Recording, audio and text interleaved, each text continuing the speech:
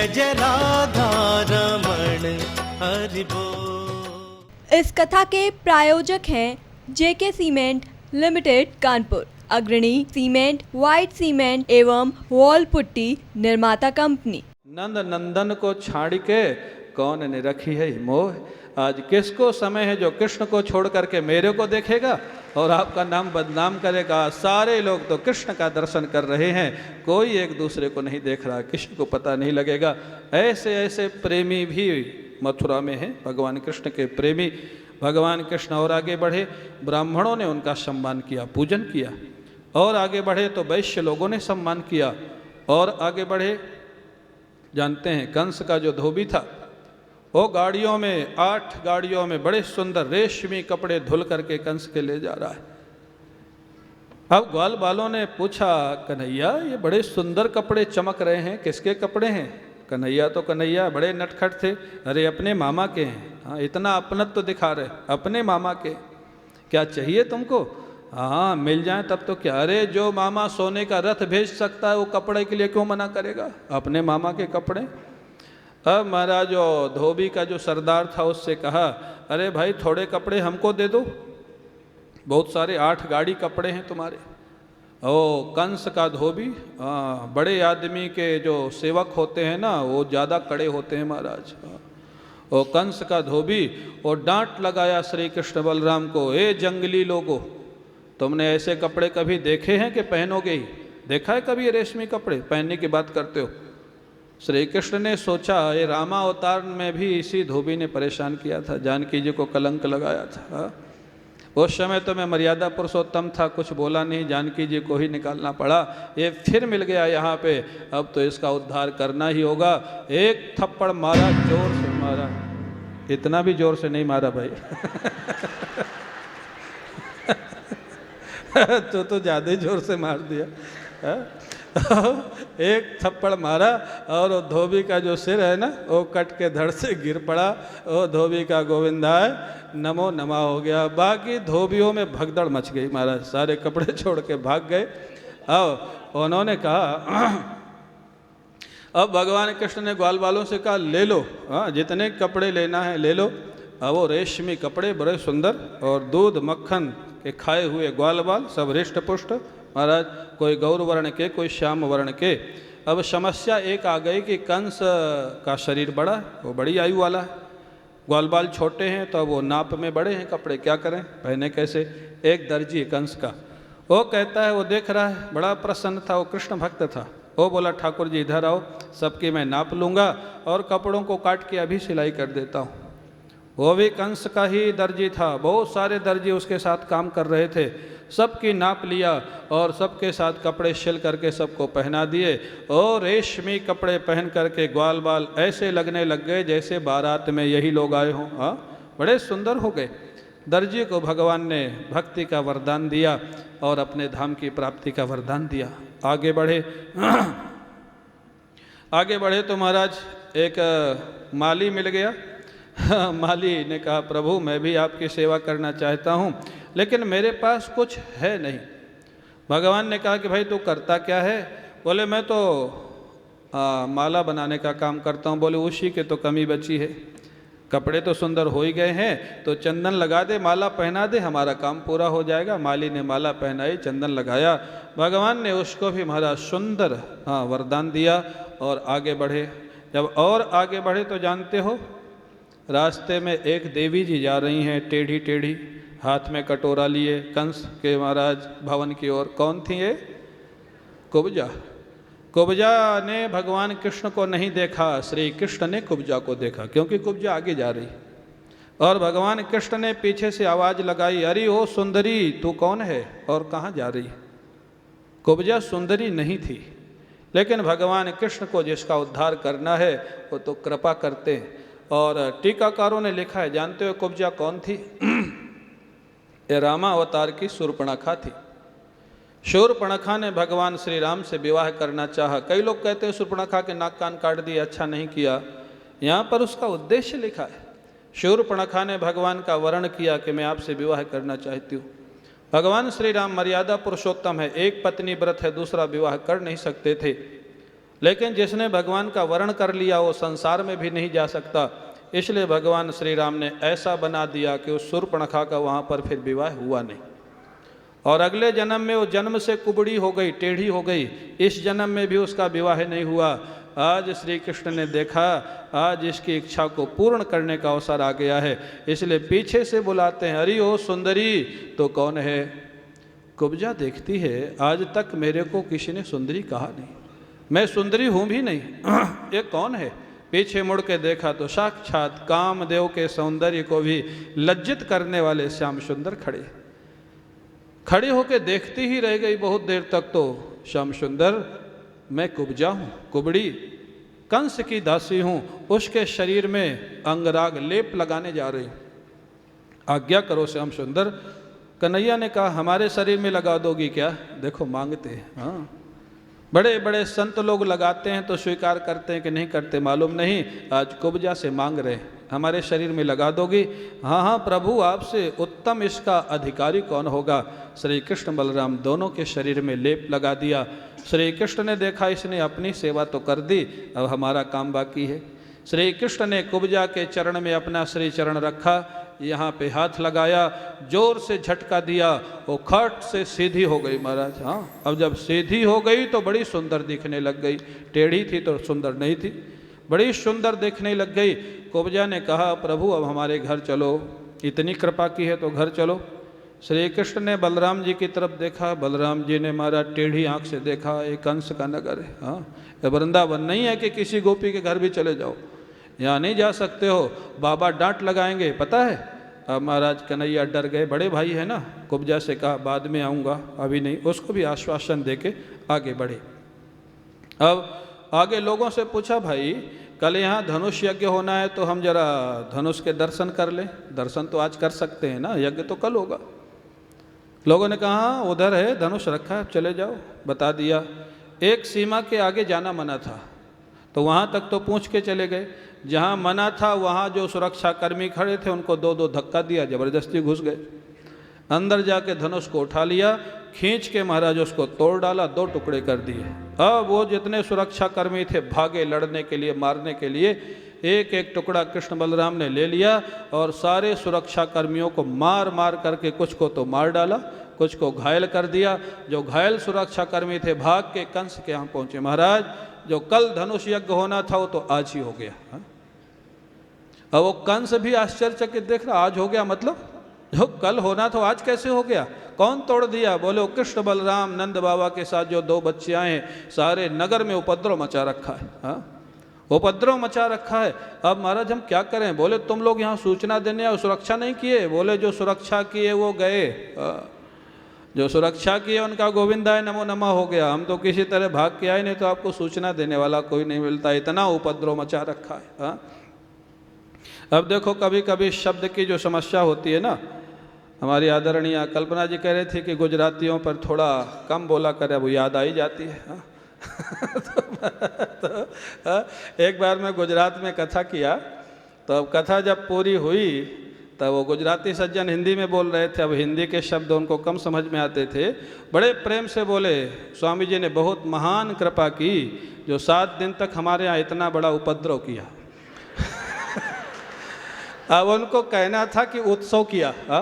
अब वो समझ नहीं सके कि उत्सव का मीनिंग क्या होता है, उपद्रव का क्या होता है। वो सारे ऑडियंस हंसे, मैं भी हंसूँ, वो समझे नहीं क्यों हंस रहे। हाँ, और आगे की सूचना है कि 3 दिन बाद स्वामी जी बम्बई में उपद्रव करने वाले हैं। तो ये शब्दों का जो खेल है, तो गुजरातियों के साथ मेरे को आनंद बहुत आता है, उनके भोजन में, उनके वार्तालाप में, उनके शब्दों में। मैं आज बता रहा था गुजरात में बिल्लू पत्र को जानते क्या बोलते? बिल्ली। हाँ, मैं एक बार गया, मैंने कहा बिल्लू पत्र ले आना, बोले कनू भाई बिल्ली लेने गए। तो मैंने कहा बिल्ली लेने गए, बिल्ली का क्या होगा? बोले उसी को हम लोग बिल्लू पत्र को बिल्ली बोलते। मैंने कहा तो बिल्ली को क्या बोलते हो? बोले बिलाड़ी बोलते। वो जो शब्दों का आनंद है, तो अब क्या करेंगे? तो महाराज कहते उपद्रव मचा रखा है। हाँ, कंस के सेवकों ने कहा। अब कंस तो घबरा गया। रात्रि में उसको नींद नहीं आती। रात्रि में अगले दिन महाराज इधर तो कृष्ण बलराम पहुंच गए बाबा के पास, शाम को सारा काम करके। बाबा ने कहा लाला नगर देखा है? बोले हाँ देखा है। कोई उपद्रव तो नहीं किया? बोले ना बाबा, बड़ी शांति से देख के आए। ये महाराज झूठ बोलने में इतने ढीठ हो गए थे कि किसी को समझ नहीं आता था कि सच बोल रहे हैं कि झूठ बोल रहे हैं। और जानते हैं समाज में भी जो व्यक्ति कभी झूठ नहीं बोलता ना, अगर वो बोलेगा तो घबरा जाएगा और वो पकड़ जाएगा। और जो रोज़ झूठ बोलता है वो ऐसे सुंदर झूठ बोलेगा कि आपको लगेगा सच ही बोल रहा है। हाँ, उसको अभ्यास हो जाता है। तो भगवान कृष्ण को ऐसा अभ्यास हो गया है, वो बोले ना बाबा, कोई उपद्रव हमने नहीं किया है। और विश्वास नहीं तो ग्वाल बालों से पूछ लो। अब ग्वाल बाल कहाँ बताने वाले उनके खिलाफ। तो महाराज वो खीर खा के रात्रि में सो गए। अगले दिन उत्सव प्रारंभ हुआ। नंद बाबा ने कहा, बोले चलो भाई उत्सव की धुंध भी बजने लग गई। कन्हैया ने कहा बाबा आप चलो, हम आते हैं। हाँ देखो धुंध भी बजे तो ताली बजा लिया करो, अच्छी बात है। भले कंस की धुंध भी हो, कोई बात नहीं है। तो अब वहाँ उत्सव प्रारंभ हो रहा था, सब लोग पहुँच गए। बाबा को बड़ा सुंदर आसन दिया गया। इधर कृष्ण बलराम पीछे से क्यों गए? क्योंकि कुबलिया पेड़ हाथी का उद्धार करना था। दरवाजे पे लगा हुआ था भगवान कृष्ण बलराम को मारने के लिए। 10,000 हाथी की ताकत थी। शराब पिला करके रखा था कंस ने महावत को और हाथी को। जैसे दोनों बच्चे आवे गेट पे ही मार डाला। भगवान कृष्ण ने देखा, हाथी को एक मुक्का मारा और जानते हो कहाँ छिप गए जाके?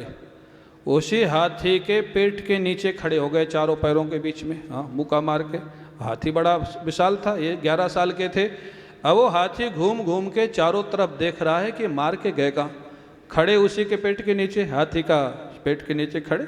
इतने नटखट थे, इतने नटखट थे, आप कल्पना नहीं कर सकते। अब पीछे से निकले, पूंछ पकड़ी हाथी के और खींचते हुए चले गए। हाँ, 500 मीटर तक खींचते गए। हाथी अधमरा हो गया। एक मुक्का मारा, उसको गिरा दिया। दोनों दांत निकाल लिए और दोनों दांतों से कृष्ण बलराम ने हाथी को और महावत का गोविंदाय नमो नमः कर दिया, भगवान के धाम को भेज दिया। वो लेकर के अब रंगशाला में प्रवेश किए। एक एक हाथी का दांत कंधे पे रखे हुए, थोड़ा रक्त की बूंदें उनके शरीर पे पड़ी हुई हैं। वीर वेश सुशोभित हो रहा है।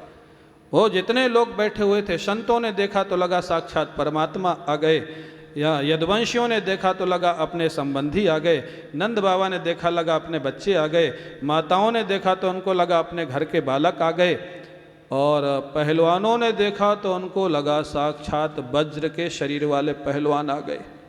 कंस ने देखा तो उसको लगा कि मेरी मौत साक्षात काल रूप धारण करके आ गई। जाकी रही भावना जैसी, प्रभु मूरत तिन देखी तैसी। जैसा जिसकी भावना थी वैसा दर्शन हुआ। अब कंस के जो मुख्य पहलवान थे चारूण और मुष्टिक, चारूण ने कहा कन्हैया से तुमको हमारे साथ युद्ध करना होगा। कन्हैया ने कहा मेरे को तुम्हारे साथ क्यों? तू 40 साल का, मैं 11 साल का। युद्ध तो बराबर वाले के साथ होता है। बोले अब बहाना मत बनाओ, इतने लोगों को तुमने कल से मारा है, 11 साल का, अब कोई बहाना मत बनाओ, तुमको मेरे साथ लड़ना होगा। लड़ना होगा तो ठीक है। चारूण के साथ श्री कृष्ण भिड़ गए, मुष्टिक के साथ बलराम जी भिड़ गए। भयंकर युद्ध होने लग गया। अब इस अधर्म युद्ध को देख करके सभा के 75-80% लोग उठ के चले गए। क्यों? शास्त्र में लिखा है जहाँ पर अधर्म होता हो, अगर तुम में शक्ति है तो उसका विरोध करो, और विरोध नहीं करते हो तो वहाँ से उठ के चले जाओ। अधर्म करने वाले को भी पाप लगता है और अधर्म देखने वाले को भी पाप लगता है अगर वो विरोध नहीं करता है। 80% लोग उठ के चले गए। कंस के जो सहयोगी थे वो बचे, नंद बाबा बचे। अब नंद बाबा ने देखा तो कांपने लग गए, मेरे बच्चों के साथ क्या हो रहा है। नंद बाबा को कांपता हुआ देख करके भगवान कृष्ण ने महाराज चारूण को दोनों हाथ से उठा लिया। जो दारा सिंह लगाता था ना, एरोप्लेन दांव, उठाया दोनों हाथ से, आकाश में घुमाया और जमीन पे दे पटका। महाराज उसका गोविंदाय नमो नमः हो गया। बलराम जी ने मुष्टिक को एक थप्पड़ मारा और उसका भी काम पूरा हो गया। महाराज बाकी पहलवानों में भगदड़ मच गई। अब कंस घबराया, वो अपने मंच पर तलवार लेकर के खड़ा हो गया, मार डालूंगा इन दोनों को। भगवान कृष्ण ने देखा मामा का दिमाग थोड़ा गड़बड़ हो रहा है, उसके पहले ही मिल लेना चाहिए। भगवान कृष्ण बढ़े, मंच की ओर बढ़े तो और घबराया, कांपने लग गया। भगवान कृष्ण ने एक छलांग लगाई और मामा कंस के मंच पर पहुंच गए। मामा तूने इतने प्रेम से बुलाया, सोने का रथ भेजा, सारथी भेजा, और हम मिलने आए तो तलवार दिखा रहा है, ये क्या बात? अब महाराज वो तो घबराया हुआ था, तलवार प्रहार करने का प्रयास किया, भगवान कृष्ण ने पकड़ लिया, तलवार छीन के नीचे अखाड़े में फेंक दी, मुकुट छीन के नीचे अखाड़े में फेंक दिया, बाल पकड़ के उठा लिया। दुष्ट कहीं का, अपनी मौत से बचने के लिए कितने निरीह बच्चों को तूने मार डाला, कितने लोगों को मार डाला, और जानता है इस संसार में जो आया है उसकी मौत अवश्यम भावी होती है, कोई बच नहीं सकता। देख आज मैं तेरा काल तेरे सामने खड़ा हूँ, अब जो भी कर सकता है कर ले। कंस छटपटाने लग गया। भगवान कृष्ण ने बाल पकड़ के उठाया और अखाड़े में दे पटका मारा, जोर से पटक दिया और स्वयं कूद पड़े वहाँ पर। कूद के महाराज उसका गोविंदाय नमो नमः कर दिया। बोलिए भक्तवत्सल भगवान की, भक्तवत्सल भगवान की। नंद बाबा को अब शांति हुई, लेकिन कंस की जो पत्नियां थीं वो रोने लग गईं। 2 पत्नियां थीं, अस्ति और प्राप्ति, दोनों रो रही हैं। हाँ हाँ नाथ, हाँ प्रिय धर्मज्ञ, हे धर्मात्मा, हे प्रजानाथ, हे करुणानाथ। अरे कंस ना तो धर्मात्मा था, ना तो प्रजा का नाथ था, ना करुणानाथ था, ऐसा क्यों कह रही हैं? बोले भाई मरने के बाद किसी की निंदा नहीं की जाती, ये सनातन धर्म कहता है। किसी की भी अंतिम यात्रा जाती है, भले कितना दुष्ट हो, कोई पूछता नहीं कौन है, सब लोग उसको प्रणाम करते हैं। ये संस्कृति है हमारी। और हमारे देश के जो कर्णधार हैं, जब उनकी डेथ हो जाती है ना, उनके नाम के साथ तुरंत लग जाता है स्वर्गीय। क्या आपको ऐसी आशा है कि जो पब्लिक का पैसा घोटाला करके स्वर्ग गए होंगे? हाँ, वो नरकीय होते हैं, लेकिन लगा दिया जाता है स्वर्गीय। क्यों? क्योंकि हमारी संस्कृति, मरने के बाद अपमान नहीं किया जाता है। हाँ, अस्थि प्राप्ति बोल रही है, हे धर्मात्मा, हे प्रजानाथ, आपके जाने से समाज अनाथ हो गया। भगवान ने देखा उनकी मामियाँ बहुत रो रही। भगवान कृष्ण इतने नटखट, इतने नटखट हैं, वो भी जाके मामियों के पास बैठ के रोने लग गई। वो भी रो रहे। हाँ, बड़ा खराब हुआ मामी जी, इतना प्रेम से मामा ने उत्सव का आयोजन किया, हमको सोने का रथ भेज के बुलवाया। मैं तो मिलने ही गया था मामा से, मंच पे मैं गले मिल रहा था। ये मंच वालों ने कुछ गड़बड़ किया, मंच टूट गया, हम दोनों ही गिरे, मामा भी गिरा, मैं भी गिरा, मामा का हार्ट फेल हो गया। इतने नटखट थे, वहाँ भी जाके तंग करने लग गए मामियों को। अब वो तो समझते थे। अंतिम संस्कार किया कंस का और वो चली जाते हैं अपने पिता जरासंध के यहाँ। इधर भगवान कृष्ण जेल में जाते हैं, देवकी वसुदेव को वहाँ से मुक्त करते हैं, उग्रसेन जी को मुक्त करते हैं। देवकी वसुदेव के चरणों में प्रणाम करना चाहते हैं कृष्ण बलराम, लेकिन उन्होंने उठा के हृदय से लगा लिया, घंटों तक हृदय से लगा के रखे। आप कल्पना करो, ये भगवान के माता पिता है।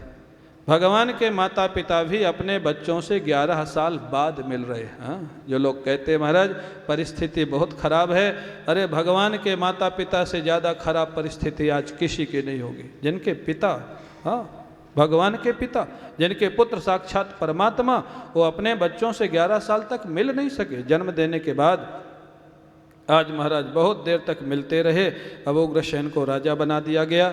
मथुरा से जितने लोग भाग के गए थे सबको बुला लिया गया। सारे लोग बड़े प्रेम से रहने लग गए। बोलिए भक्तवत्सल भगवान की, भक्तवत्सल भगवान की। अब आप लोग थोड़ा संकीर्तन करो और उसके बाद ठाकुर जी के विवाहों की कथा होगी और विवाह का उत्सव होगा। थोड़ा संकीर्तन करो।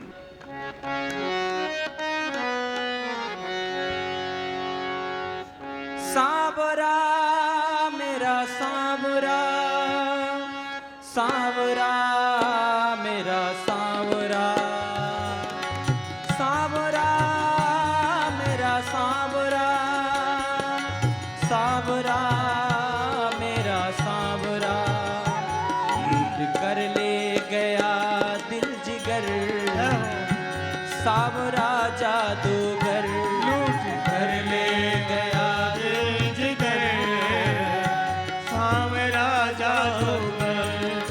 कर ले गया दिल जिगर, सांवरा जादूगर।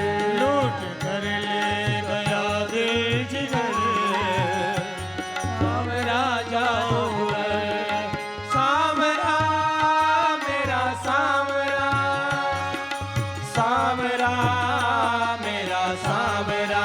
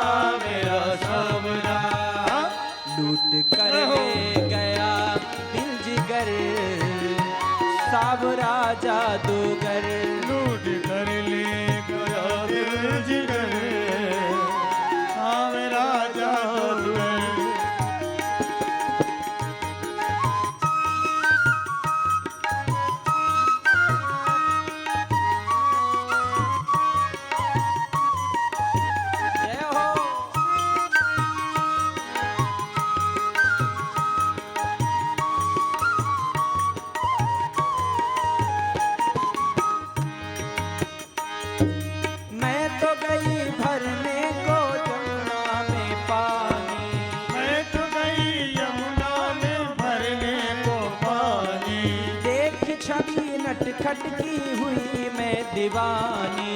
देख छवि नटखट की हुई मैं दीवानी। हो मैं तो गई भरने को जमुना में पानी। मैं तो गई भरने को यमुना में पानी। देख छवि नटखट की हुई मैं दीवानी। देख छवि नटखट की हुई मैं दीवानी। उसने मारी जो तिरछी नजर सावरा जादूगर। उसने मारी जो तिरछी नजर सावरा जादूगर। सावरा मेरा सावरा, सावरा मेरा सावरा। सावरा मेरा सावरा, सावरा मेरा सावरा। लूट कर ले गया दिल जिगर सावरा जादूगर। लूट कर ले गया दिल जिगर सावरा जादूगर। जय हो।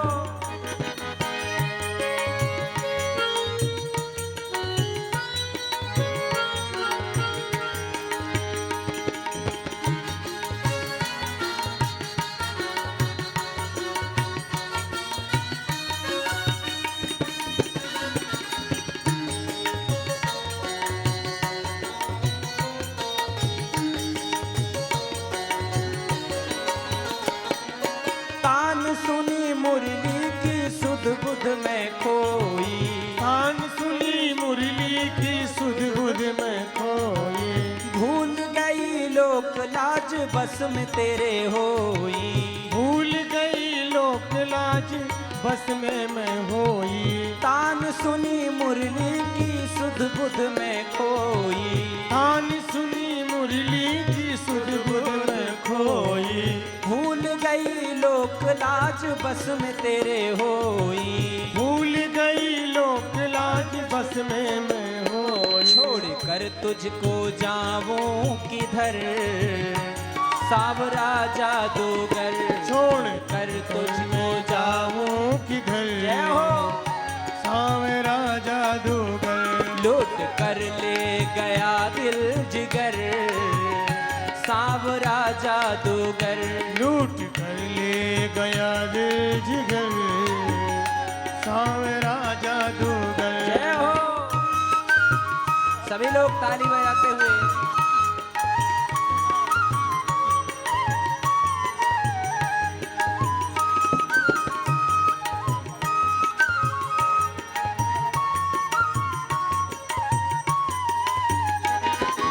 राधा रमन तुमसे आशा की लड़ियां। राधा रमन तुमसे आशा की लड़ियां। ये है तमन्ना शेष जीवन की घड़ियां। ये है तमन्ना शेष जीवन की घड़ियां। हो राधा रमन तुमसे आशा की लड़ियां। राधा रमन तुमसे आशा की लड़ियां। ये है तमन्ना शेष जीवन की घड़ियां। ये है तमन्ना शेष जीवन की घड़ियां। तेरे चरणों में जाए गुजर सावरा जादूगर। तेरे चरणों में जाए गुजर सावरा जादूगर। सावरा मोरा सावरा मेरा सावरा मेरा सावरा। हो सावरा मेरा सावरा, मेरा सावरा, मेरा सावरा। हाँ सावरा मेरा सावरा मेरा सावरा मेरा सावरा। सावरा मेरा सावरा, सावरा मेरा सावरा।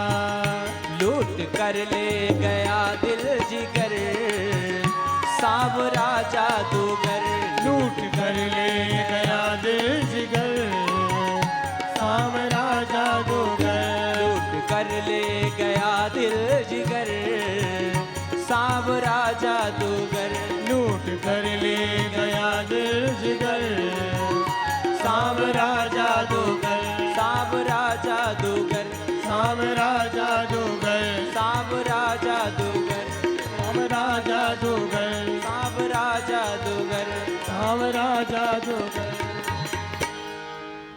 हे गोपाल राधे कृष्ण गोविंद गोविंद, हे गोपाल राधे कृष्ण गोविंद गोविंद, हे गोपाल राधे कृष्ण गोविंद गोविंद, हे गोपाल राधे कृष्ण गोविंद गोविंद, कृष्ण गोविंद गोविंद, कृष्ण गोविंद गोविंद, कृष्ण गोविंद गोविंद, कृष्ण गोविंद गोविंद, कृष्ण गोविंद गोविंद, श्याम गोविंद गोविंद, कृष्ण गोविंद गोविंद, श्याम गोविंद गोविंद, नंदलाल राधे कृष्ण गोविंद गोविंद, हे गोपाल राधे कृष्ण गोविंद गोविंद, हे गोपाल राधे कृष्ण गोविंद गोविंद, हे गोपाल राधे कृष्ण गोविंद गोविंद, नंदलाल राधे कृष्ण गोविंद गोविंद, नंदलाल राधे कृष्ण गोविंद गोविंद, हे गोपाल राधे कृष्ण गोविंद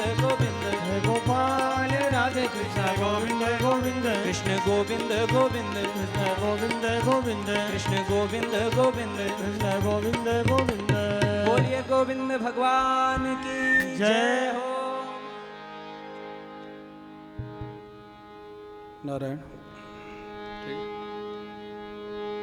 बोले द्वारिकाधीश भगवान की जय। प्रेम से बोलिए, कल तो 56 भोग मिला होगा ना आप लोगों को। बोले द्वारिकाधीश भगवान की जय। जय जय श्री राधे। भगवान उग्रसेन को मथुरा का राजा बना देते हैं और कुछ समय के बाद नंद बाबा और ग्वाल वालों को प्रार्थना करके वापस वृंदावन भेज देते हैं। बाबा अत्यंत दुखी मन से वृंदावन के लिए प्रस्थान करते हैं और बाबा को अपने से ज़्यादा चिंता है यशोदा जी की। बाबा जानते हैं कि जब यशोदा कन्हैया को खोजेगी और नहीं मिलेगा तो उनकी क्या दशा होगी। सायंकाल नंद बाबा ग्वाल वालों के साथ वृंदावन पहुंचते हैं और दरवाज़ा खटखटाया तो यशोदा जी बड़ी खुशी खुशी निकलती हैं कि कन्हैया आ गया होगा। और जब नहीं कन्हैया को देखा तो यशोदा जी इधर उधर देखती हैं और कहती हैं अपने आप से, वो बड़ा नटखट है, कहीं छिपा होगा, परेशान करने की आदत है उसकी। इधर उधर देखा, फिर भी जब कन्हैया नहीं दिखे तो गंभीर होकर के बाबा से पूछा, बाबा लाला कहाँ है? और बाबा जानते थे इस प्रश्न का जवाब कितना दर्दनाक होगा। वो नीचे को सिर करके अश्रुपात उनके होने लग गए। यशोदा, लाला तो मथुरा में ही रुक गया है, उसने कहा है कि मैं बाद में आऊँगा, जल्दी आएगा। यशोदा जी देखती रह जाती हैं नंद बाबा की ओर। कन्हैया मथुरा में रह गया और आप वृंदावन पहुंच गए। प्रश्न बड़ा गंभीर था। नंद बाबा समझ गए कि कन्हैया के बिना मैं पहुंचा भी कैसे वृंदावन, जीवन कैसे बचा। लेकिन नंद बाबा का प्रेम बहुत आगे है। बाबा कहते हैं, यशोदा तुम विचार करो, कन्हैया ने कहा है कि मैं जल्दी लौट के आऊँगा और वो जब मथुरा से लौट के वृंदावन आएगा और अगर हम लोग उसके वियोग में अपने जीवन का परित्याग कर देंगे, जीवन छोड़ देंगे और उसको जब पता लगेगा मेरे कारण मेरे माता पिता का जीवन चला गया तो उसको कितना कष्ट होगा यशोदा, वो सहन नहीं कर पाएगा। इसलिए कन्हैया आएगा, इस आशा में हमको रहना है और कन्हैया को आने के बाद कष्ट ना हो इसलिए हमको जीना है, हाँ जैसे भी जीना पड़े। ये प्रेम था ब्रज के लोगों का। वो इसी आशा में अपना जीवन व्यतीत करते। इधर भगवान कृष्ण 11 वर्ष के हो जाते हैं, यज्ञोपवीत होता है, विद्याध्ययन के लिए उज्जैन जाते हैं। शांतिपनी गुरु से 64 दिन में 64 विद्याओं का, कलाओं का अध्ययन करके वापस आते हैं गुरु दक्षिणा देके। मथुरा आने के बाद भगवान कृष्ण को सबसे पहले स्मरण आता है ब्रज का, और ब्रज के लोगों के स्मरण करके वो कभी कभी रोने लग जाते थे मथुरा में बैठ के। क्यों? जो प्रेम ब्रज के लोगों का था वो मथुरा में कहाँ था। उद्धव जी ने एक दिन देख लिया, भगवान कृष्ण ने उद्धव को सारी घटना बताई। उद्धव, तुम ब्रज में चले जाओ, मेरे माता पिता नंद बाबा, जशोदा जी, मेरी गोपियाँ, ग्वाल बाल, सबको थोड़ा ज्ञान का उपदेश दे करके सांत्वना दे के आओ। उद्धव जी को अपने वस्त्र पहना दिए, अपना सोने का रथ दे दिया, और उद्धव जी वहाँ से ब्रज में आते हैं। सायंकाल पहुँचे, उद्धव जी महाराज बैठे हैं नंद भवन के बाहर वृक्ष के नीचे। एक ग्वाल ने देखा श्याम सुंदर जैसे बैठे हों। क्यों? उद्धव जी भी सांवरे थे, उद्धव जी की अवस्था भी कृष्ण के बराबर थी, इनके कजन ब्रदर थे, चचेरे भाई थे, और आज कपड़े भी श्री कृष्ण के पहने। उस ग्वाल को लगा कि लगता है उद्धव जी नहीं, ये तो कृष्ण ही बैठे। दौड़ता हुआ गया, कन्हैया नटखट है, चुपचाप आके बैठ गया है, लेकिन पास में जाके ठिठक गया, कन्हैया तो नहीं है।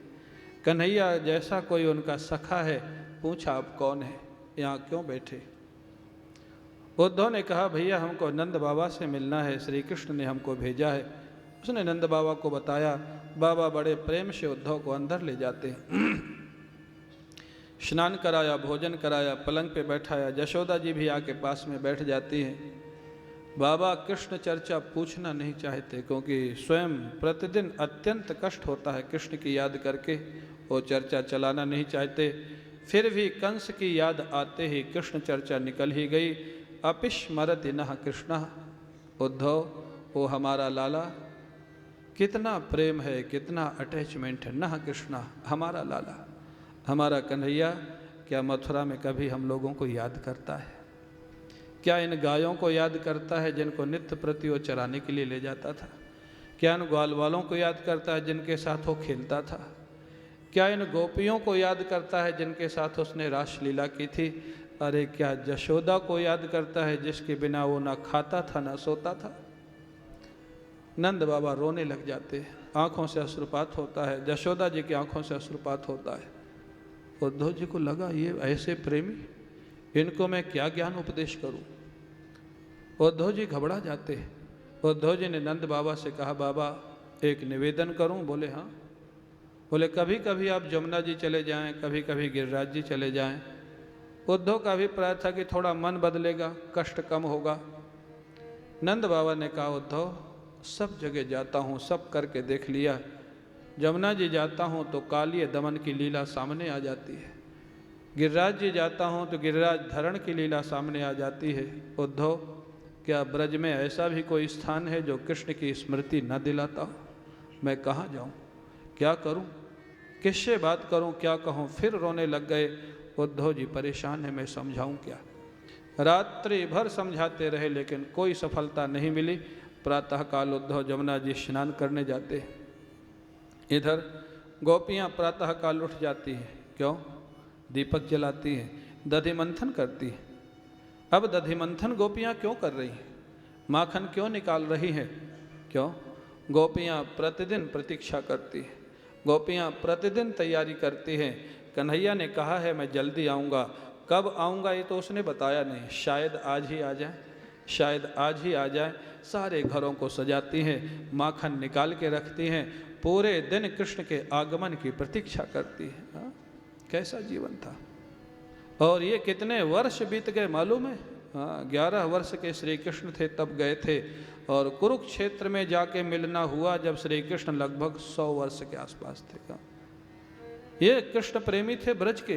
लोग इन बातों को पढ़ते नहीं, सुनते नहीं, और बस वो रासलीला क्यों किया, चीरहरण क्यों किया, गोपियाँ ये थी वो थी।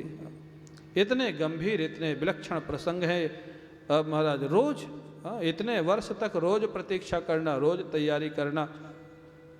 उद्धव जी को देखा तो सब घेर के खड़ी हो गई। आप लगता है रमापति श्री कृष्ण के संदेश वाहक हैं, आप यहाँ क्यों आए? यहाँ इस ब्रज से अब उनका क्या नाता है? अब तो उनका कोई है नहीं यहाँ। व्यंग बोलती है, अच्छा कोई तो है अभी, उनके माता पिता है, तो उनके माता पिता के पास जाओ ना, हमारे पास क्यों आ गए? उद्धव जी तो रात भर वहीं थे और वहाँ से भी असफल होके आए। गोपियों ने कहा कि अगर तुम आ ही गए हो तो हमारे एक प्रश्न का जवाब दे दो। क्या? हमने सुना है कई तो रहितम प्रेम नहीं भवति मानुषे लोके यदि भवति कुत्र विरहा विरहे सति को जीवती। हमने सुना है कपट रहित प्रेम संसार में होता नहीं, और अगर होता है तो प्रेमी और प्रियतम का वियोग नहीं होता, और वियोग होता है तो दोनों जीवित नहीं रहते। ये प्रेम की पहचान है। हमारा हृदय जानता है उद्धव, श्री कृष्ण से हमने कपट रहित प्रेम किया था। कपट रहित प्रेम में भी वियोग हुआ, और वियोग के बाद भी ये प्राण इस शरीर को छोड़ के निकल क्यों नहीं रहे, इस प्रश्न का जवाब हमको नहीं मिल रहा है। क्यों रुके हुए? उद्धव जी तो और घबरा गए। जो जिस रास्ते पर चला नहीं उसका जवाब वो देगा कैसे? उद्धव जी ने सिर झुका लिया, हाथ जोड़ लिए। आए थे गुरु बनने के लिए और गोपियों का शिष्यत्व स्वीकार कर लिया। हाँ, शिष्य बन जाते। वृंदावन में आज भी एक स्थान है जिसका नाम है ज्ञान गुदड़ी, जमुना जी के किनारे। और ज्ञान गुदड़ी नाम इसलिए पड़ा है कि उद्धव जी का ज्ञान गोपियों के प्रेम के सामने वहाँ गुदड़ी जैसा हो गया था, कोई काम नहीं आया, इसलिए उस नाम स्थान का पड़ गया, नाम है ज्ञान गुदड़ी। हाँ, उद्धव जी महाराज गोपियों के पीछे पीछे चल पड़े। एक स्थान पर जाते वहाँ और विलक्षण दृश्य देखा। श्री राधा रानी अर्ध मूर्छित अवस्था में लेटी हुई है कुंजों में। ललिता, विशाखा, चित्रा सब उनको पंखा झल रही हैं, कोई जल छिड़क रही हैं, होश में लाने का प्रयास कर रही। श्री राधा रानी थोड़ा होश में आती हैं, लेटे लेटे देखते हैं ऊपर से एक काग कौआ जा रहा है मथुरा की ओर। राधा रानी उससे कहती है, काग तू मथुरा जा रहा है ना, मथुरा के स्वामी से मेरा एक संदेश कह देना। क्या संदेश? कह देना अगर अच्छा मालिक होता है और घर में आग लग जाए तो मालिक का कर्तव्य है, अगर घर में कोई पशु बंधा हुआ है तो उसको जंजीर से खोल दे जिससे वो आग में जलने से बच जाए, बाहर निकल जाए।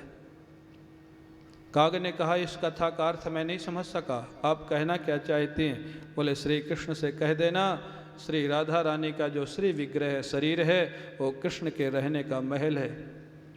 इस महल में प्राण रूपी पशु एक जंजीर से बंधा हुआ है। कौन सी जंजीर? कृष्ण ने कहा है कि मैं लौट के आऊँगा। इस आशा रूपी जंजीर से प्राण रूपी पशु बंधा हुआ है, और इस महल में आग लग चुकी है।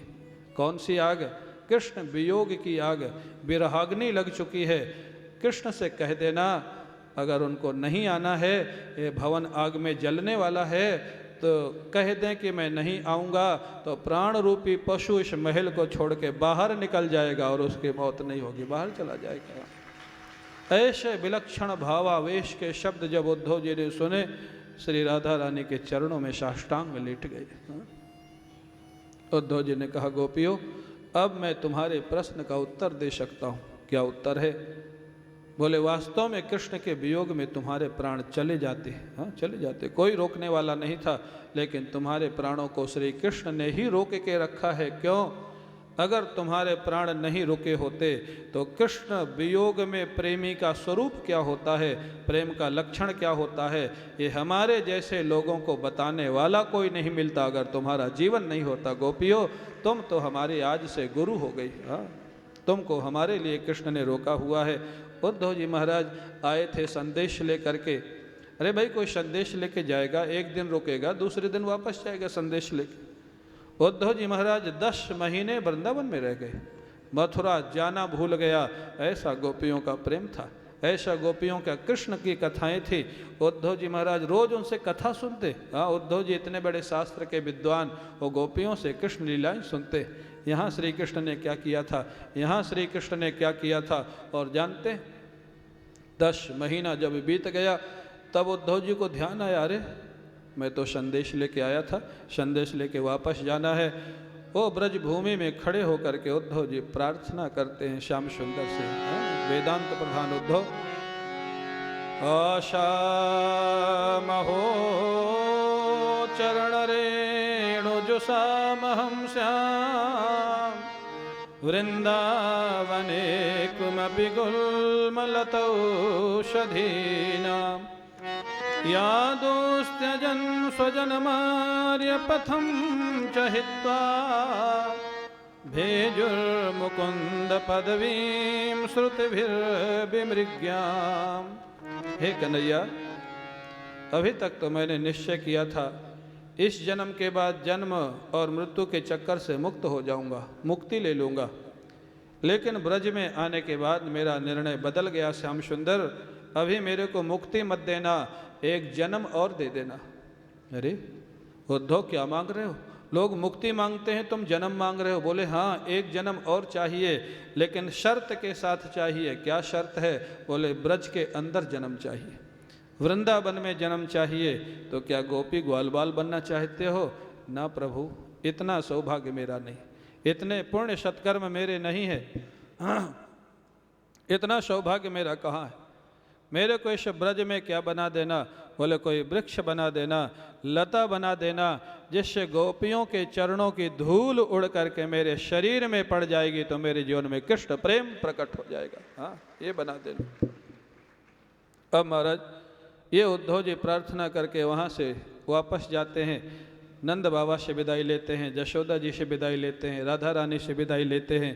प्रणाम करके भगवान कृष्ण के पास पहुँचे। श्री कृष्ण से थोड़ा सा हल्का सा नाराज हो गए। कन्हैया, तुम ब्रजवासियों की याद करके रोते हो और वहाँ जाते भी नहीं हो, उनको बुलाते भी नहीं हो। तुम कितने कठोर हो! मैं तो सोचता था कि तुम कोमल हो, तुम बहुत कठोर हो कन्हैया। श्री कृष्ण ने कहा, उद्धव, मेरे शरीर को ध्यान से देखो। ध्यान से देखा तो श्याम सुंदर के एक एक रोम में गोपियों का निवास था। उद्धव आश्चर्यचकित हो गए, ये क्या है? यहाँ जो देख रहा हूँ ये सच है, या जो मैं वृंदावन में देख के आया हूँ वो सच है? वहाँ गोपियाँ रो रही हैं, यहाँ गोपियाँ तुम्हारे अंग में एक एक रोम में समाई हुई हैं। सच क्या है कृष्ण? बोले दोनों सच हैं उद्धव। ये अंतरंग लीला है, वो बहिरंग लीला है। अंतरंग लीला में कृष्ण और गोपी का वियोग कभी नहीं होता है। बहिरंग लीला में लोगों को प्रेम का दर्शन कराने के लिए बहिरंग लीला में वियोग की लीला की जाती है। वास्तव में कृष्ण और गोपियों का या राधा रानी का वास्तव में वियोग नहीं होता है। उद्धव जी को थोड़ा सांत्वना मिली, वापस घर चले गए। भगवान ने महाराज अक्रूर को धन्य किया और कुब्जा को भी धन्य किया। इस प्रकार दशम स्कंध का पूर्वार्ध पूरा होता है। उत्तरार्ध में सुखदेव जी महाराज कहते हैं, जो अस्थि प्राप्ति कंस की दो पत्नियां थी ना, उनका पिता कौन था मालूम है? कंस का ससुर कौन था? जरासंध। हाँ, जरासंध के पास दोनों बेटियां पहुंच गईं कि हमको कृष्ण ने विधवा कर दिया, हमारे पति को मार के। जरासंध ने प्रतिज्ञा कर ली, जब तक इस यदुवंश को पृथ्वी से मिटा नहीं दूंगा तब तक मैं चैन से नहीं बैठूंगा। जरासंध ने मथुरा पर आक्रमण कर दिया। भगवान कृष्ण बलराम दोनों उससे भयंकर युद्ध करते हैं। 17 बार उसकी सेना को मारते हैं, जरासंध को छोड़ देते हैं। क्यों? वो दुष्टों की सेना लेके आता है, फिर सेना को मारते हैं, फिर उसको छोड़ देते हैं, जाओ और समेट के ले आओ। क्यों? श्री कृष्ण को दुष्टों को मारना ही था। अगर जरासंध समेट के नहीं लाता तो उनको खोजना पड़ता। हाँ, जरासंध से भी अपना काम करवा रहे, वो समझ ही नहीं पा रहा। हाँ, ये कृष्ण की लीला। 17 बार सेना को मारा, उसको छोड़ा। 18वीं बार जब जरासंध आ रहा है, वो भी बड़ा पक्का था, पीछे ही नहीं छोड़ रहा था। इधर कालयवन नाम का एक दैत्य हुआ, वो नारद जी से पूछा, मेरे को कोई लड़ने वाला बताओ। हाँ, दैत्य का पहला स्वभाव है कि उसको दिन में कोई ना कोई लड़ने वाला चाहिए। जब तक उसको कोई लड़ने वाला नहीं मिले तब तक उसको भोजन अच्छा नहीं लगता। आप लोगों में तो ऐसा कोई नहीं होगा, मैं विश्वास रखता हूँ। नहीं है ना? हाँ ना तो बोलो। नहीं है, बहुत खुशी की बात है। हाँ, जो बिना कारण लड़ने का स्वभाव होता है ना, उसी को असुर बोलते, दैत्य बोलते। अब महाराज कालयवन नारद जी से पूछता, मेरे को लड़ने वाला बताओ। नारद जी भी खोज खोज के वहीं भेज देते थे। नारद जी बोले, जा मथुरा चला जा, वहाँ तेरे से लड़ने वाला है। बोले कौन है? बोले श्री कृष्ण उसका नाम है। बोले मैं तो जानता नहीं। बोले पहचान मैं बता देता हूँ, पीताम्बर पहनते हैं, बनमाला पहनते हैं, कुंडल पहनते हैं, और सबसे बड़ी पहचान है कि किसी भी परिस्थिति में मुस्कुराते रहते हैं। जाओ। अब इधर से कालयवन आ रहा है, उधर से जरासंध आ रहा है। अब श्री कृष्ण को समस्या हुई, एक से लड़ूंगा तो दूसरा प्रजा को मार देगा। श्री कृष्ण ने विश्वकर्मा को बुलाया, एक रात्रि में द्वारिका का निर्माण किया समुद्र के बीच में, एक रात्रि में। हाँ, विश्वकर्मा ने, और सारी प्रजा को उठा के द्वारिका भेज दिया। वो द्वारिका जो 5000 साल पहले बनी थी, आज ही चर्चा कर रहे थे अभिषेक के साथ। आज साइंटिस्ट लोगों ने भी सिद्ध कर दिया है, जो द्वारिका के अवशेष समुद्र के अंदर से निकल रहे हैं, कि वो कंस्ट्रक्शन 5000 साल पहले का है। तो जो भागवत में कथाएं लिखी हैं, ऐसा नहीं कि कोई कपोल कल्पित लिख दी गई। द्वारिका का निर्माण किया समुद्र के बीच में, प्रजा को वहाँ भेज दिया, काल यवन आ गया। काल यवन का सामना किया महाराज, भगवान कृष्ण खड़े हो गए और वो बिना हथियार के, बिना सेना के। काल यवन बोला ये कैसा योद्धा है, नारद जी ने कहाँ भेज दिया। वो थोड़ी देर काल यवन को देखते रहे और मुस्कुरा के भागे। अरे बिना लड़े ही भाग गया। और आगे आगे कन्हैया, पीछे पीछे काल यवन। भागते भागते मथुरा में धौलपुर में एक जगह है राजस्थान के बॉर्डर में, वहाँ मुचकुंद गुफा है। भागते भागते उस गुफा में घुस गए। आगे आगे श्री कृष्ण, पीछे पीछे काल यवन। क्यों? मुचकुंद जी बहुत समय से वहाँ सोए हुए। उनको देवताओं से वरदान मिला है कि जब तक भगवान नहीं तुमको आएंगे दर्शन देने, तब तक तुमको नींद लगी रहेगी, क्योंकि अब उनको दुनिया देखने की इच्छा नहीं। और अगर भगवान से पहले कोई दूसरा आके जगा देगा तो तुम्हारी नज़र पड़ते ही वो भस्म हो जाएगा। ये भगवान को भी पता है। भगवान ने सोचा चलो वहीं चलते हैं, मुचकुंद जी को दर्शन तो देना ही है, जगाने का काम काल यवन से करवा देंगे तो ये भस्म हो जाएगा, बाद में हम दर्शन दे देंगे। हाँ। ऐसे लीलाधारी थे, इतने नटखट थे महाराज। भाग के घुस गए गुफा में, अपना पीताम्बर उड़ा दिया मुचकुंद जी को धोखा देने के लिए। अब महाराज जो काल यवन भागा भागा पहुंचा तो सोचा ये विलक्षण व्यक्ति है, इतनी दूर भाग के आया और इतनी जल्दी सो भी गया। इतना गुस्सा आया कि चरण प्रहार किया। अब वो कृष्ण तो थे नहीं, वो थे मुचकुंद जी। जैसे जोर से चरण प्रहार हुआ वो जग गए। जग के जैसे नज़र पड़ी महाराज काल यवन पे, वो तो भस्म हो गया, राख की ढेरी हो गया। मुचकुंद जी सोच रहे हैं ये व्यक्ति कौन था, क्यों आया, मेरे को क्यों जगाया, अब ये तो मर ही गया तो पता ही नहीं लगेगा, भस्म हो गया, कौन था। तब तक मुस्कराते हुए अंदर से श्याम सुंदर निकल आए, सामने आके खड़े हो गए। मुचकुंद जी देख रहे हैं ये साक्षात अग्नि हैं, सूर्य हैं, सनकादि हैं, या कहीं परमात्मा ही तो नहीं है, मेरे को दर्शन देने के लिए कहीं आ गए हो। पूछा आप कौन है, इस घनघोर जंगल में यहाँ पर आए हैं। श्री कृष्ण ने कहा मैं कौन से जन्म का अपना पता बताऊं। हाँ, आपने पूछा ना कौन से अवतार का पता बताऊं। बोले महाराज इसी अवतार का बता दीजिए। कौन से अवतार में तो पता ही नहीं लगेगा। बोले इस अवतार में मेरे को वसुदेव पुत्र वासुदेव कृष्ण कहते हैं। जैसे कृष्ण नाम सुना मुचकुंद जी साष्टांग लेट गए भगवान के चरणों में। हाँ प्रभु, आपकी प्रतीक्षा में तो इतने वर्षों से मैं सोया हुआ था। भगवान ने कहा मुचकुंद जी मांग लो जो भी चाहिए। मुचकुंद जी ने कहा प्रभु कुछ नहीं चाहिए, पृथ्वी का मैं स्वयं राजा था और देवताओं की सहायता करने में स्वर्ग गया था, वहाँ की दुर्दशा मैंने देखी है। ना स्वर्ग चाहिए ना पृथ्वी का राज चाहिए। क्या चाहिए?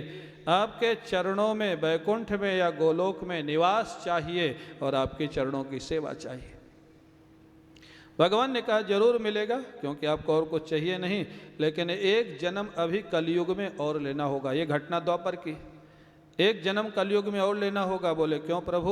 बोले मेरी भक्ति का प्रचार करना है मुचकुंद जी, तुमको करना है। ठीक है प्रभु, जैसा आदेश। वही मुचकुंद जी इस कलयुग में आकर के गुजरात में नरसिंह मेहता बन कर के प्रकट हुए और भगवान की भक्ति का प्रचार किया। हाँ, जो नरसिंह मेहता हुए ना, 52 बार जिनको भगवान का दर्शन हुआ। हाँ 52 बार। और 400-500 वर्ष पहले नरसिंह मेहता हुए। हाँ, गुजराती में एक सीडी बनी थी पहले, अब वो पता नहीं मिलती है कि नहीं मिलती, कुंवरी बाई नू मामरो। हाँ मायरो, इतनी सुंदर वो सीडी बनी। नरसिंह मेहता का रोल इतना अच्छा किया है, वो गुजराती में है। और जानते हो उसमें नरसिंह मेहता कौन बना है? रामायण सीरियल में जो रावण बना है, हाँ, अरविंद त्रिवेदी, वो उस सीडी में नरसिंह मेहता का रोल किया है। इतना सुंदर रोल किया है, देखने लायक। हाँ, मैंने 2-3 बार देखा उसको, बहुत सुंदर। नरसिंह मेहता इस कलयुग में हुए और कलयुग में 52 बार ठाकुर जी का उनको दर्शन हुआ। दर्शन ही नहीं हुआ, सहयोग मिला। हाँ, केवल दर्शन ही नहीं हुआ, पूरी लीला में शामिल रहे। जानते जब उनको बेटी को देखने वाले लोग आने वाले थे शादी के लिए, तो घर में कुछ आभूषण कपड़े अच्छे तो चाहिए ना, जब बेटी को देखने लोग आवे। घर में कुछ था नहीं। नरसिंह मेहता की पत्नी ने कहा कि नगर के सेठ लोगों से कुछ मांग लो, या तो बाद में पैसा दे देंगे या लौटा देंगे। नरसिंह मेहता गए, लेकिन सेठ लोग जानते थे कि नरसिंह के पास कुछ है तो है नहीं, लौट आएगा कहाँ से, किसी ने दिया नहीं। एक सेठ ने कह दिया नरसिंह जी जरा भजन सुना दो ना। नरसिंह जी को केदारा राग सिद्ध था, दर्शन दो घनश्याम नाथ मोरी आँखियाँ प्यासी, केदारा राग सिद्ध था। और नरसिंह जी जब केदारा राग में भजन गाते थे, श्याम सुंदर सामने प्रकट हो जाते थे। नरसिंह जी भजन गाने लग गए, ठाकुर जी प्रकट हो गए, सब लोग वही देखते रह गए। नरसिंह जी को ये भी भूल गया कि मैं घर से निकला किस लिए था। जब भजन पूरा हुआ, लौटने लग गए, तब ध्यान आया कि मैं तो ज्वेलरी और साड़ी वगैरह लेने के लिए निकला था, वो तो कोई दिया नहीं, भूल भी गया। उधर ठाकुर जी ने क्या किया जानते हो? द्वारकाधीश प्रभु मुनीम का वेश बनाए और श्री राधा रानी को अपनी पत्नी के रूप में ले गए। इधर नरसिंह जी भजन गा रहे थे, उधर ठाकुर जी उनके घर पहुंच गए। दरवाज़ा खटखटाया तो उनकी धर्म पत्नी निकली। बोले आप कौन? बोले हम नरसिंह जी के कभी मुनीम रहा करते थे, कभी मुनीम। हाँ, अब उनको भी आश्चर्य हुआ कि नरसिंह जी क्या कभी सेठ थे जो उन्होंने मुनीम रखा होगा। बोले हम कभी मुनीम रहा करते थे। ठीक है, आइए। तो अब महाराज बोले कि हम क्या कभी सेठ थे जो मुनीम होंगे?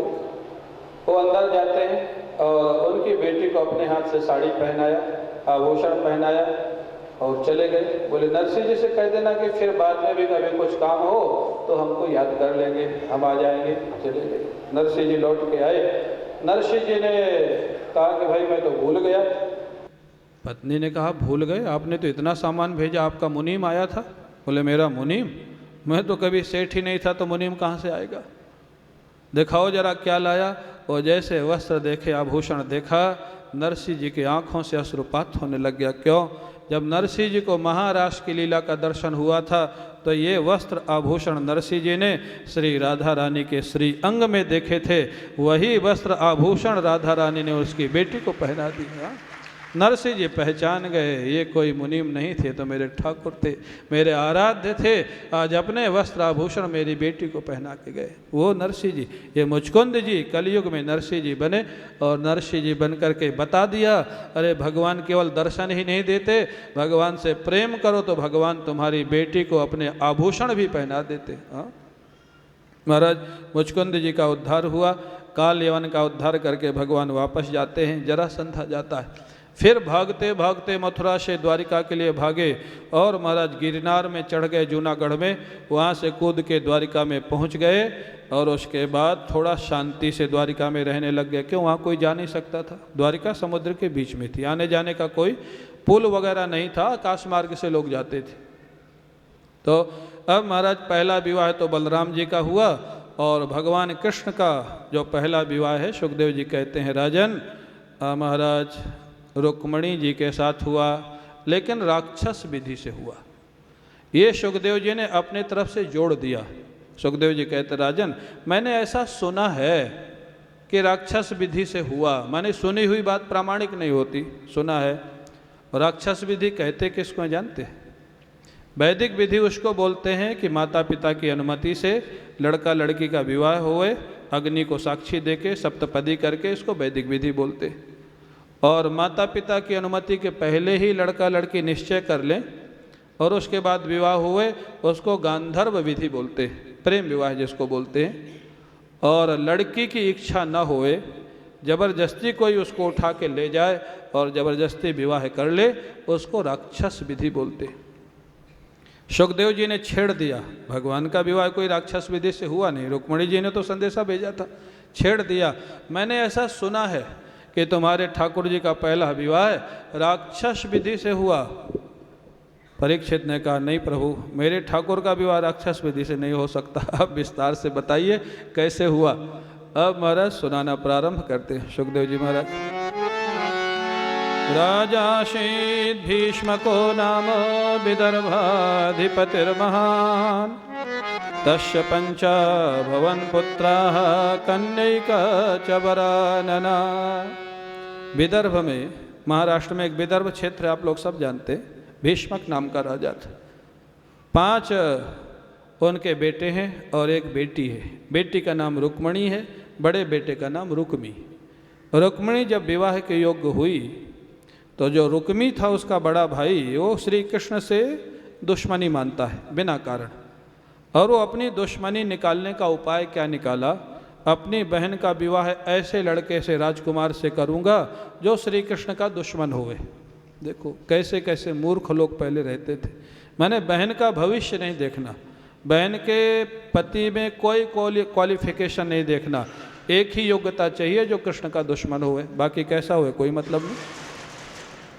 ये जो दशा है, हाँ ये जो अवस्था है महाराज, अब बड़ी समस्या। माता पिता युवराज बना चुके हैं, उत्तराधिकारी बना चुके हैं, रुक्मी को विरोध कैसे करें, बड़ी समस्या खड़ी हो गई। अवश्य के बाद जब रुक्मणी जी ने देखा कि ये तो बिल्कुल निश्चित हो गया शिशुपाल के साथ, बारात आ गई है, परसों विवाह होने वाला है, रुक्मणी जी घबराई, इस दुष्ट के साथ तो मैं विवाह नहीं कर सकती। रुक्मणी जी ने एक विरक्त ब्राह्मण को बुलाया और संदेश भेजा, जल्दी जाओ द्वारिका जाओ, प्रभु से मेरा निवेदन करो, और फिर वो क्या कहते हैं वापस संदेश लेके जल्दी आओ। वो संदेश लेकर के ब्राह्मण जाता है, भगवान को बताता है रुक्मणी जी का संदेश, 7 श्लोकों में बड़ा सुंदर संदेश रुक्मणी जी ने दिया है। श्रुत्वा गुणान् भुवन सुंदर शृण्वतान्ते निर्वेश कर्ण विवरैर्हरतोऽङ्गतापम् रूपं दृशां दृशिमतामखिलार्थलाभं त्वय्याच्युता विशति चित्तमपत्रपं मे। हे श्याम सुंदर, मैंने आपके गुणों के विषय में सुना है और मैंने निर्णय कर लिया है कि मैं आपका ही वर्ण करूंगी। मेरे तरफ से निर्णय हो चुका है, मैंने आपका वर्ण कर लिया है, ये जीवन आपको मैं दे चुकी हूँ। मेरी दृष्टि में आप सिंह हैं और जो शिशुपाल है वो गीदड़ है। गीदड़ आप लोग जानते नहीं, सियार जयकाल जो भी आप समझें, तो महाराज कहते हैं गीदड़। अगर कोई सिंह का हिस्सा गीदड़ उठा के ले जाए तो बदनामी सिंह की होती है। आप कहेंगे कि अब इतनी विलंब से तुमने सूचना दिया, परसों विवाह होने वाला है, तो मैं क्या कर सकता हूँ? तो मैं उपाय बता देती हूँ। विवाह के एक दिन पहले अर्थात कल हमारे कुल की मर्यादा है, राजकन्या अम्बा जी का पूजा करने जाती है। अमरावती में अभी अम्बा जी का मंदिर है, आप लोग गए होंगे, वहीं से रुक्मणी जी का हरण हुआ था। अभी भी वो सुरंग बनी हुई है महल से मंदिर तक, अब तो गवर्नमेंट ने बंद कर दी उसको। तो महाराज बोले अम्बा जी के पूजन के लिए मैं भी जाऊंगी, अगर आप मेरी प्रार्थना स्वीकार करते हैं आप रथ लेकर के मंदिर के पास आ जाएं। पूजन के बाद जब मैं निकलूंगी मेरे को रथ में बैठाल करके हरण करके द्वारिका ले जाएं और वहाँ मेरे साथ विवाह करें, मेरे को स्वीकार करें, ये मेरी प्रार्थना है। इस कथा के प्रायोजक हैं जेके सीमेंट लिमिटेड कानपुर, अग्रणी सीमेंट, व्हाइट सीमेंट एवं वॉल पुट्टी निर्माता कंपनी।